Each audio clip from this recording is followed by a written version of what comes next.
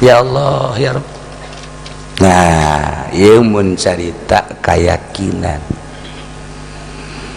di zaman Kangjeng Nabi aya hiji manusia budak leutik umur 12 tahun di luar masjid, di luar maksudna di luar masjid teh di rohbahna di emper nyana salat Allahu akbar eta ditempokeun ku sahabat salatna rapi bangun khusyuk jasa pada orang lah mendeuleuh salat haji pendek emang kumaha nyaho ka papatong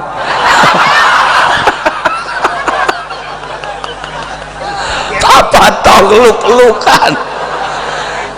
Gusti aya salat di jemping-jemping emang enduro ieu rapi budak teh salat ya Allah ya Rabb.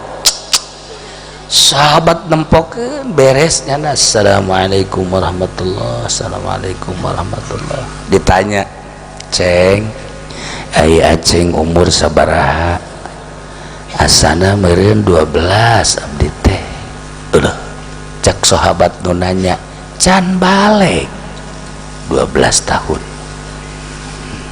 aceng tapi ieu ketingali salatna rapih amat aduh kak cak budak teh sakieu ayana be abdi mah aya aceng anak saha abdi mah bapa emak tos teu aya bapa abdi ngiring perang gugur di medan laga sareng Kangjeng teu lami emak abdi maot abdi yatim piatu oh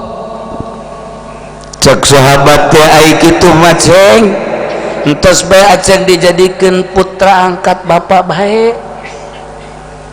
daek itu aceng mun dijadikeun anak cik eta budak teh mun abdi dijadikeun anak mun abdi hayang meuli baju dipangmeulikeun pasti mun abdi hayang dahar nginum dibere oh atuh ngaranna diangkat anak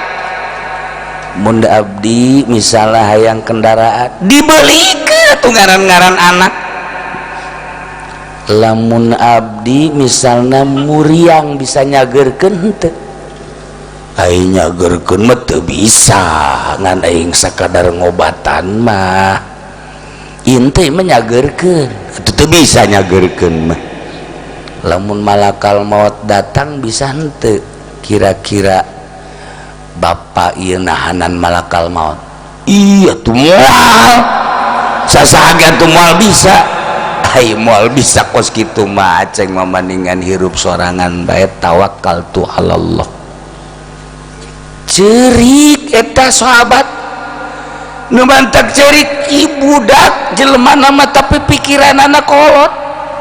ari si ieu mah pan kolot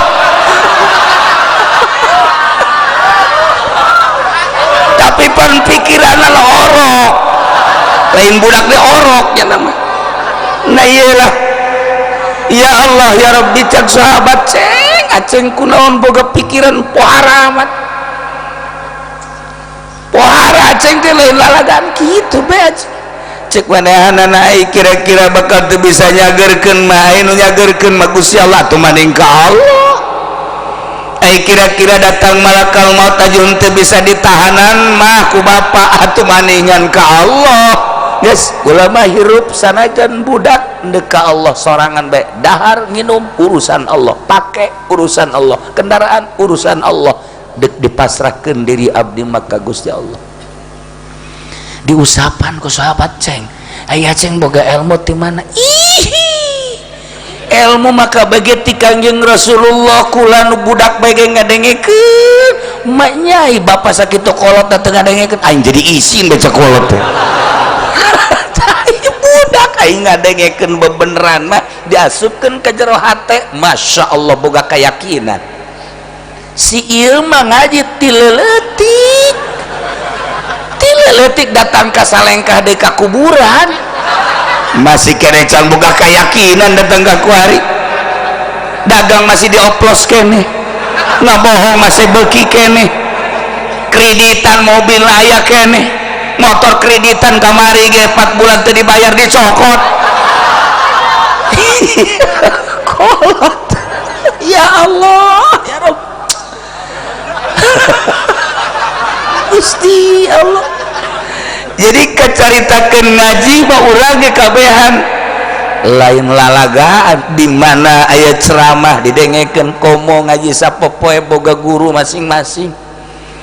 nu di tatanggana nu masantren ka mana tapi keyakinan nu hese urang geus nyaho je bakal maot kabehan ge nuku urang ditahlilan teh geus 10 bahkan ratus bareunana nuku urang disolateun teh lain puluh di ratus bareunana aju urang ge boga di pikiran aing ge bakal paeh tapi kalakuan siga teu boga keyakinan siga nu teu boga keyakinan kalakuan teh perilaku teh hampir kos nu teu boga keyakinan bahwa urang bakal maot sebab naon sebab maksiat terus bae maksiat terus bae jelema nu boga keyakinan maot mah jeung moal daekeun ngredit pan ieu kabeh ge naik motor kreditan iya bapana iya lain bapak biang lah udah kuat coba ya Allah Masya Allah tapi orang kos nu teu boga keyakinan kumaha coba